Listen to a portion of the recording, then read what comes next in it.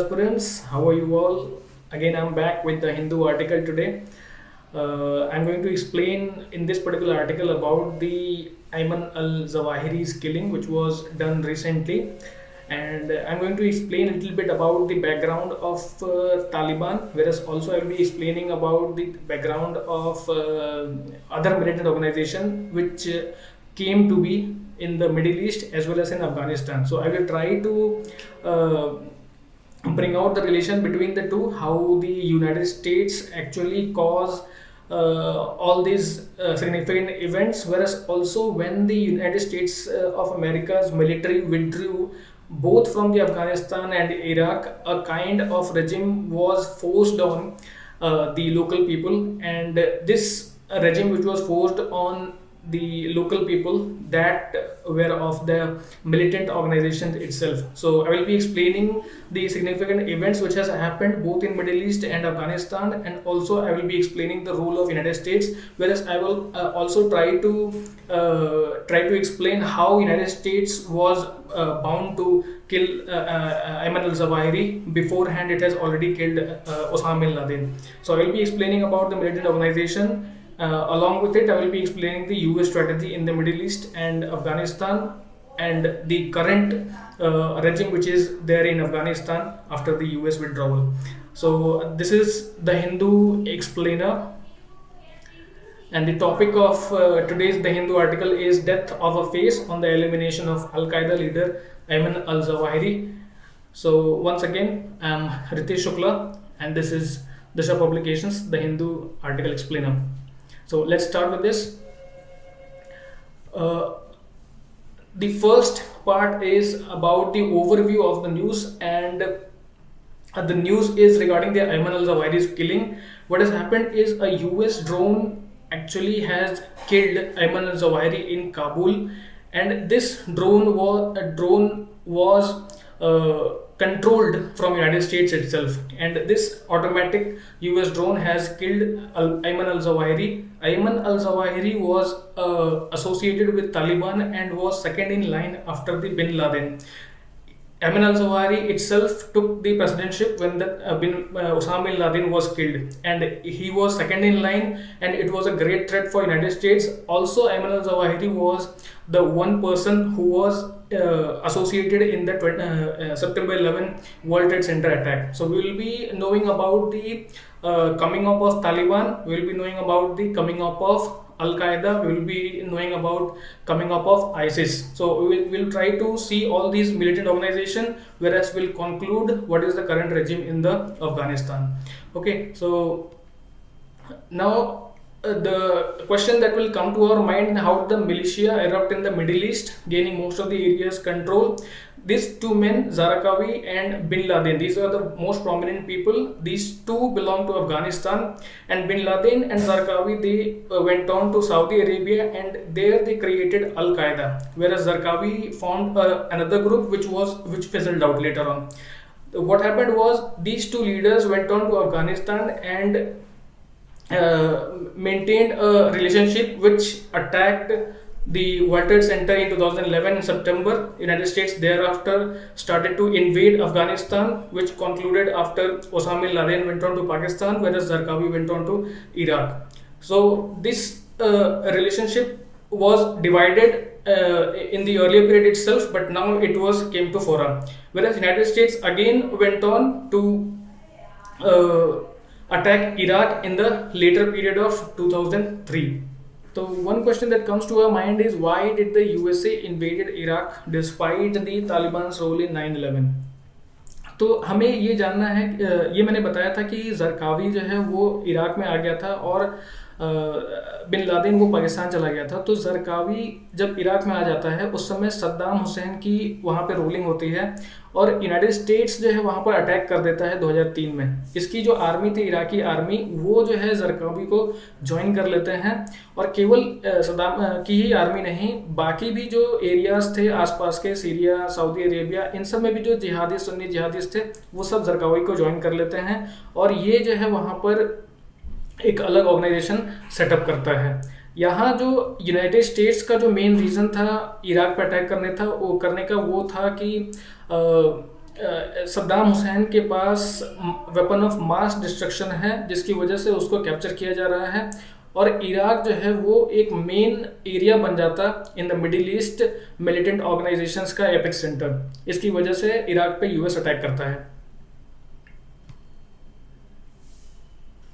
अब आखिरकार जरकावी किस प्रकार से वहां पे कंट्रोल कर लेता है, तो जरकावी खुद जो है वो सुन्नी है, और सुन्नी जितने भी मेन एरियाज थे उन सब पे वो अपना कंट्रोल या वर्चस्व बना चुका था, ठीक है। और उसने खुद अल कायदा इन इराक एक ऑर्गेनाइजेशन सेटअप किया, जिसमें बाकी जो एरियाज के जो सुन्नी जिहादिस थे वो जो है इसको उसके साथ हो लिए थे। यूनाइटेड स्टेट्स जो है इसको भी 2006 में ख़त्म कर देता है, और फिर लेटर ऑन वहाँ पर यूनाइटेड स्टेट्स की रूलिंग हो जाती है। यूनाइटेड स्टेट्स की रूलिंग होने के कारण जो बाकी जो मिलिटेंट थे वो पूरे इराक में जगह जगह पर बढ़ जाते हैं, और बढ़ने की वजह से वो कभी यूनाइट नहीं हो पाते, जो कि 2011 में जब यूनाइटेड स्टेट्स की मिलिट्री वहाँ से विड्रॉ कर जाती है तब यूनाइट होकर ISIS में तब्दील हो जाते हैं। अब आखिरकार what was the consequence of United states आर्मीज withdrawal from Iraq. तो मैंने बताया कि यूनाइटेड स्टेट्स आर्मी जब वो इराक से बाहर जाती है तो उस समय जो बटे हुए मिलिटेंट्स थे वो एक छत्र छाया के नीचे आ जाते हैं, जिसका नाम है ISI, और ISI वहाँ पर काफ़ी बड़ा ऑर्गेनाइजेशन बन जाता है अंडर अबू बकर अल बगदादी, ठीक है। अब जो ISI है वो इराक में ही फंक्शन करता रहता है, सारे मिलिटेंट्स इसको जो है इसके साथ हो लेते हैं, लेकिन ISI का एक बहुत ही बड़ा प्रतिद्वंदी है, वो है जबत अल नुसरा, जो कि सीरिया में है। और ISI को अगर बड़ा बनना है पूरे मिडिल ईस्ट में तो उसे सीरिया के भी जो क्षेत्र हैं उसको भी ऑर्गेनाइज करना होगा। तो लेटर ऑन ISI जो है वो ISIS में कन्वर्ट हो जाता है, और वो पूरे मिलिटेंट ऑर्गेनाइजेशन का हेड लीडर अपने आप को अनाउंस कर देता है। ये जो है जबत अल नुसरा को ज़्यादा पसंद नहीं आता, और जबत अल नुसरा और ISIS ये दोनों ऑर्गेनाइजेशन एक दूसरे के अगेंस्ट हो जाते हैं। सीरिया का जो हेड है असाद, जो कि प्रीमियर हैं, उनको इन दोनों के फाइट से काफ़ी ज़्यादा फायदा होने लगता है, और क्योंकि दोनों ही एनिमी स्टेट हैं सीरिया के, तो असाद को बहुत ज़्यादा प्रॉब्लम उससे नहीं होती। इंटरनेशनल रेजिम भी असाद को छोड़कर ISIS और जबत अल नुसरा पे फोकस करते हैं। तो ISIS जो है वो फाइनली इराक को पूरी तरह से कंट्रोल कर लेता है जब यूनाइटेड स्टेट्स 2011 में वहाँ से चला जाता है, ठीक है। तो the main consequence was the Iraq was completely controlled under ISIS। There was a government but ISIS was in control of whole of Iraq as well as Syria. Okay, अब तालिबान के बारे में जानते हैं कि how did the Taliban gained ground in Afghanistan. तो आखिरकार जो तालिबान है वो कहाँ से आता है। जब सोवियत यूनियन 1989 में अफगानिस्तान छोड़ चली जाती है तो under Mullah Mohammad Omar a group of local militant ये जो है इसके अंदर ओमार के लीडरशिप के अंदर एक तालिबान ग्रुपिंग बनाते हैं जो कि लोकल मुजाहिदीन हैं कंधार में, और इनकी एक स्पेसिफिक एडमिनिस्ट्रेशन वहाँ पे स्टार्ट होती है, जिसकी वजह से जो लोकल एडमिनिस्ट्रेशन है वो काफ़ी अच्छे से कंट्रोल कर पाते हैं। लेटर ऑन क्या होता है कि कंधार से ये धीरे धीरे फैलने लगते हैं, कुछ साउथ साइड में, कुछ जो है वेस्ट और ईस्ट साइड में, और लेटर ऑन ये जो है हेरात का भी क्षेत्र है उसको भी कैप्चर कर लेते हैं। 1996 में जब तालिबान काफ़ी अपने आप को बढ़ाने लगता है तो हेरात का क्षेत्र कैप्चर करने के बाद, जो कि ज़्यादातर पाश्तून है, जब कैप्चर कर लेते हैं तो उससे उनमें और ज़्यादा कॉन्फिडेंस आता है और नियरली वो पूरे अफगानिस्तान को कैप्चर करने के लिए चलते हैं, ठीक है। इनको जो है लोकल जितनी भी लोकल स्मगलिंग ट्रेड या फिर ये सब जो भी होता था उससे काफ़ी ज़्यादा फायदा मिलता है। अब हम आते हैं अफगानिस्तान पे कि how did the Taliban gain ground in Afghanistan. तो अफगानिस्तान में साउदर्न पार्ट में है कंधार, कंधार में एक स्पेशल एरिया है सेंगेसार, वहीं पर मुल्ला मोहम्मद ओमार के अंडर लीडरशिप के अंडर एक ग्रुप ऑफ मुजाहिदीन मिलिटेंट जो है वो एक ग्रुप बनाते हैं जिसका नाम है तालिबान। 1989 में जब सोवियत यूनियन अफगानिस्तान को छोड़ के चला जाता है तब ये ग्रुप जो है फाउंड होता है 1996 में। ये छोटे ही से स्पेस कंधार में ही वो रूलिंग करते हैं, लेकिन वो वहाँ पर काफ़ी एडमिनिस्ट्रेशन में कंट्रोल बना लेते हैं और तालिबान फाइनली जो है वो अपने पूरे क्षेत्र को अफगानिस्तान में बढ़ाने लगते हैं।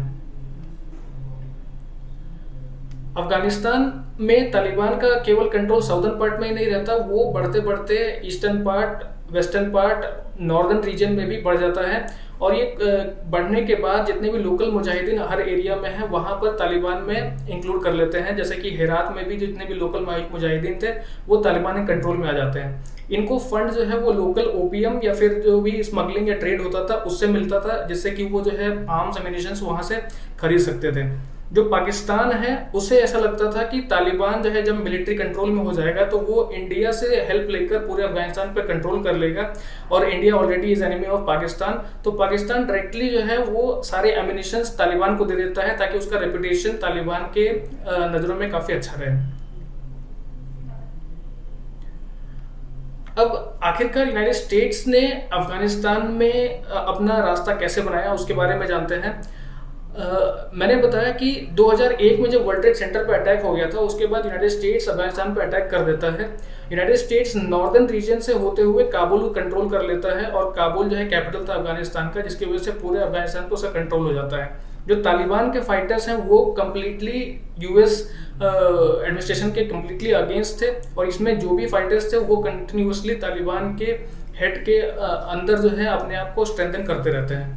लेटर ऑन जो भी लीडर्स थे वो जब यूनाइटेड स्टेट्स का पूरा कंट्रोल हो जाता है तो लीडर्स पाकिस्तान को माइग्रेट कर जाते हैं, और जो लोकल मुजाहिदीन थे वो थोड़ा सा कमजोर पड़ जाते हैं। यूनाइटेड स्टेट्स वहाँ पर एक लोकल रेजिम जो है सेटअप कर देती है यूनाइटेड नेशंस के थ्रू, और उसको जो है अफगान गवर्नमेंट बनाती है, डेमोक्रेटिकली इलेक्टेड गवर्नमेंट, जो कि एक पपेट गवर्नमेंट है यूनाइटेड स्टेट्स के अंदर।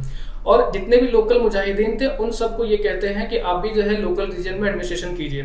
जो भी फंडिंग आती थी वो यूनाइटेड स्टेट्स के थ्रू आती थी, यूनाइटेड नेशंस के थ्रू आती थी, जो कि कंस्ट्रक्शन प्रोजेक्ट्स में लगते थे। ये जो भी कंस्ट्रक्शन प्रोजेक्ट थे वो कभी भी कंप्लीट नहीं हुए क्योंकि गवर्नमेंट काफ़ी करप्ट थी।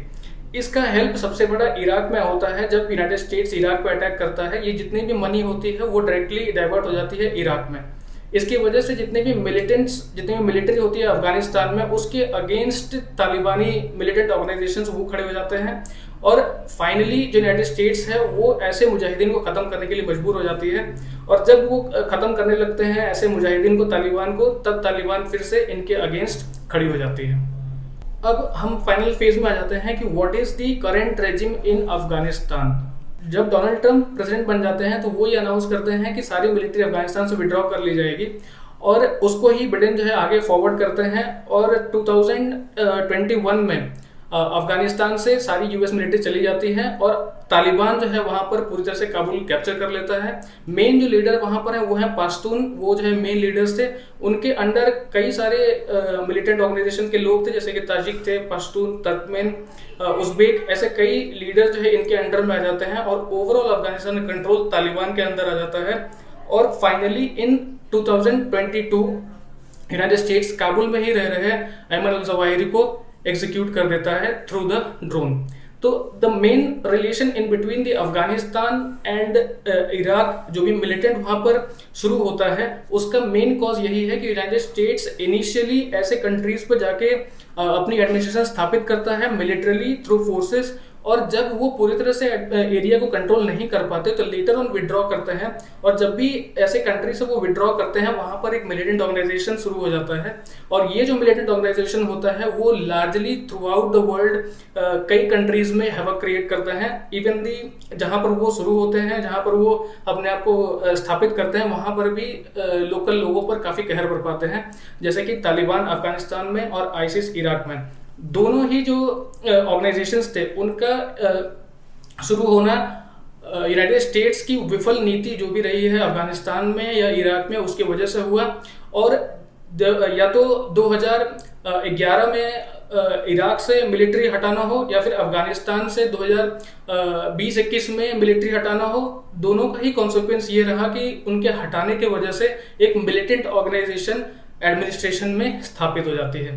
ठीक है, सो these are the main reasons how the militant organizations had control in the Middle East as well as in Afghanistan, and the main reason behind the rise of all these organizations or the control of this organization in the administration is because of the United States de-escalation from these parts as well as the diplomatic irrelevancy that it has shown in the Middle East and Afghanistan. So thank you for watching this video. I will be coming up with another video in the next week. So thank you for watching this.